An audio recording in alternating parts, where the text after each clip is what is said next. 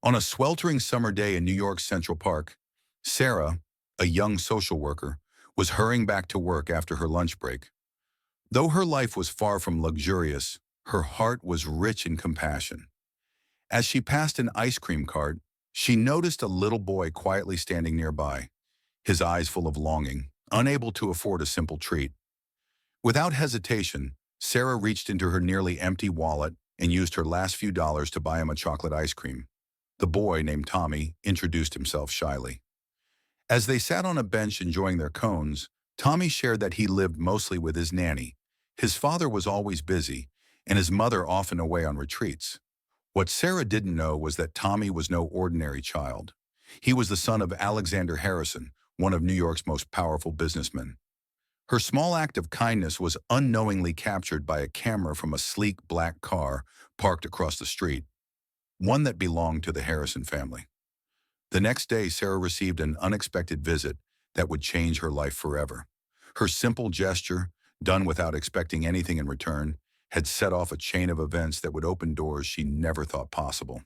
In a world where success is too often measured in wealth, Sarah's story proves a timeless truth. Sometimes the smallest acts of kindness carry the greatest weight, and they might just change more than one life.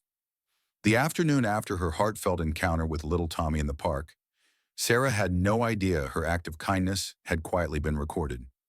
A sleek black car parked across the street had captured the simple scene. A woman giving a lonely boy an ice cream and a bit of warmth on a hot day.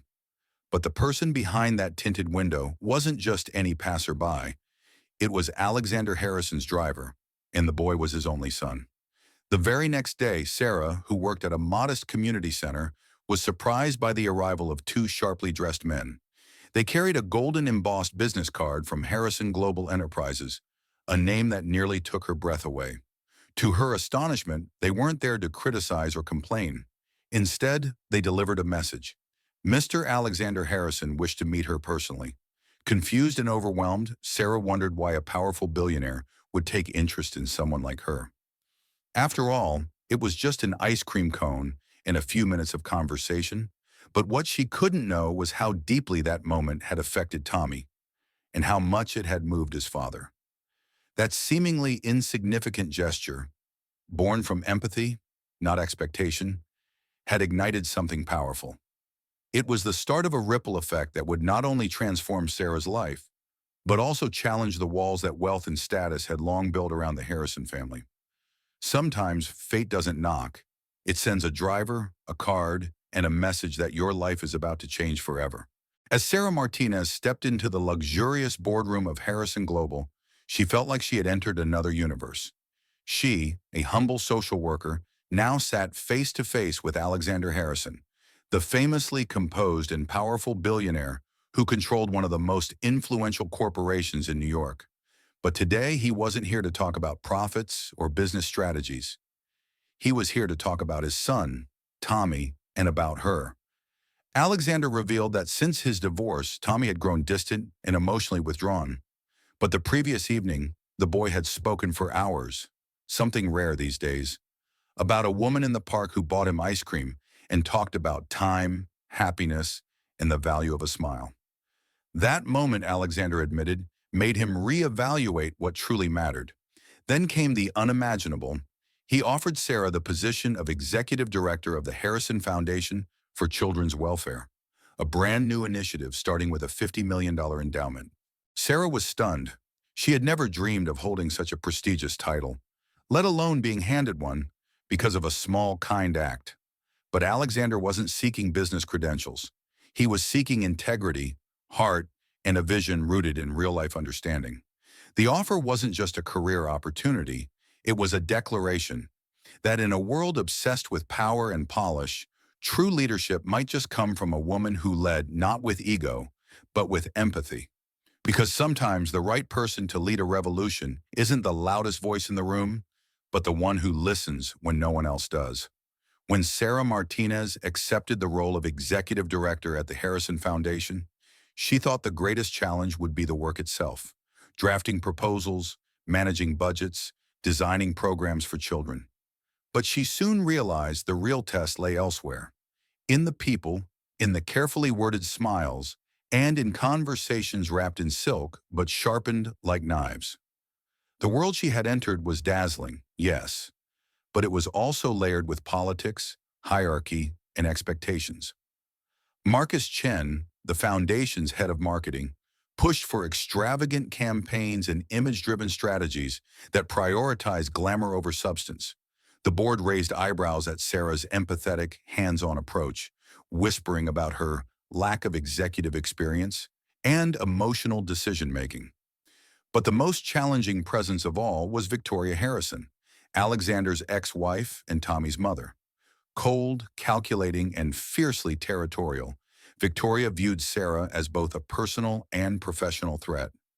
To her, Sarah was a disruption to a carefully curated world of influence and control. Despite the smiles, Sarah could feel the tension in every meeting, every gala, every handshake. She was constantly tested, her sincerity weighed against society's polished expectations. Yet through it all, she held firm, refusing to be reshaped or silenced. Because Sarah hadn't taken this job for power or prestige, she came to serve children whose voices were too often ignored. And even though she felt like a stranger in this world of luxury and strategy, she knew one thing with certainty. If she didn't hold tight to her purpose, the glittering illusions around her would slowly erase the truth she came to protect. In her early days at the Harrison Foundation, Sarah Martinez was bombarded with well-meaning advice. They told her, in this world, image is everything. Lavish galas, red carpets, viral campaigns. They wanted glamour, not grassroots. Impact could wait. The headlines mattered more. But Sarah hadn't stepped into this world to decorate a glossy cause. She came for the children, the ones who couldn't afford a therapist, the families holding it all together with nothing but hope. And she never forgot where it all began, with a single chocolate ice cream and a moment of kindness.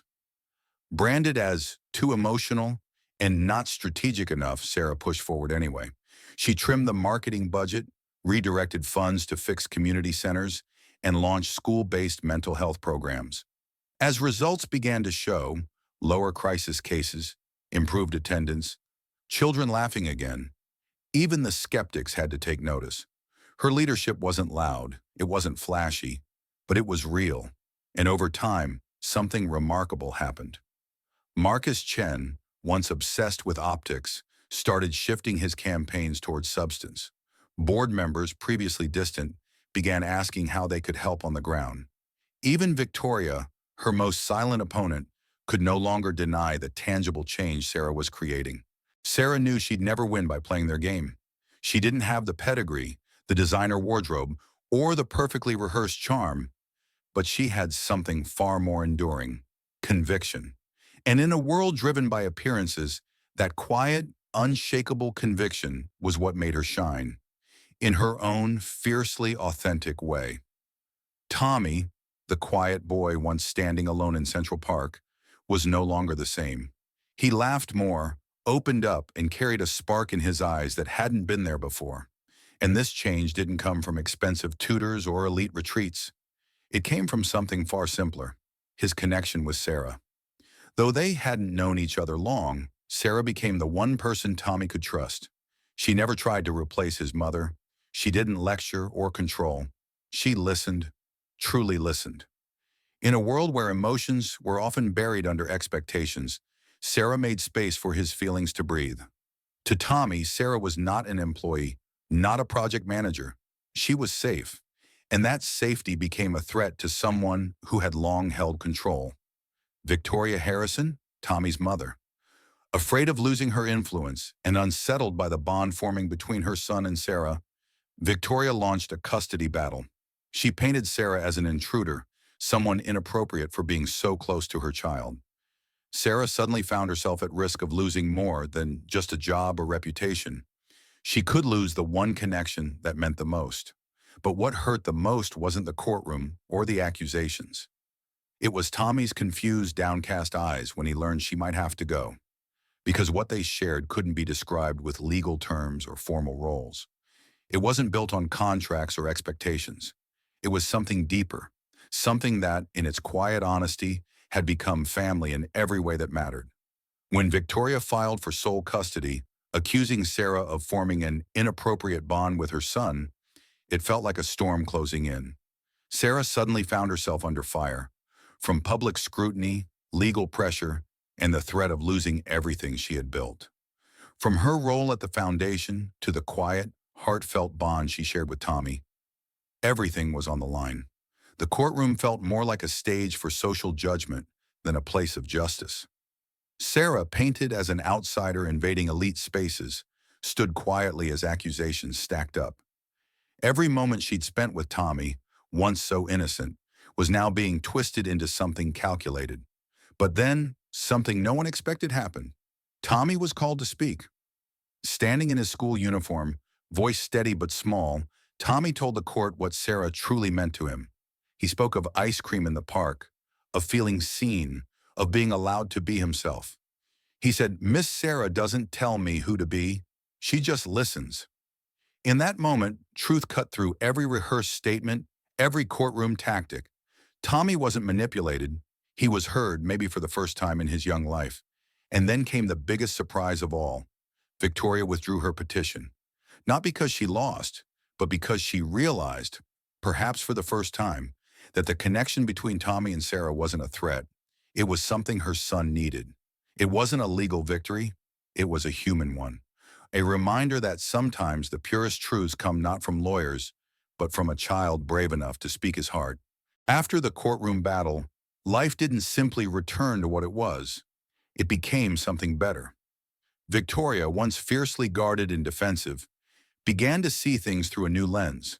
She no longer viewed Sarah as a rival or a threat, but as someone who had given her son something she hadn't realized he'd been missing: genuine emotional connection. For Tommy, the clarity was simpler.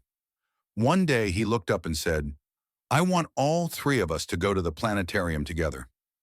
A child's innocent request, but one that opened the door to something no one had expected: the possibility of becoming a new kind of family. They didn't move in together.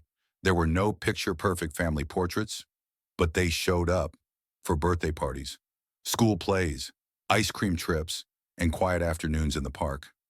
Each of them, Alexander, Sarah, and even Victoria, played a role, not by replacing each other, but by complementing one another, united by one common love: Tommy. Sarah didn't try to be Tommy's new mom. Alexander wasn't trying to rewrite the past. And Victoria, slowly but surely, began to understand that love didn't have to follow a specific mold to be meaningful. Together, they created something that couldn't be defined by traditional terms. It wasn't flawless. It wasn't always smooth, but it was honest, evolving, and deeply rooted in care. And so, a new kind of family was born, not out of perfection, but out of understanding, respect, and a shared devotion to the little boy who brought them all together. Under Sarah Martinez's leadership, the Harrison Foundation was no longer just a glossy corporate charity.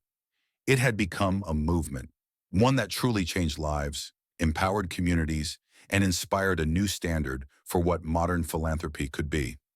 What started with a chocolate ice cream had grown into a network of school-based mental health programs, STEM education initiatives, and family support systems in underserved areas.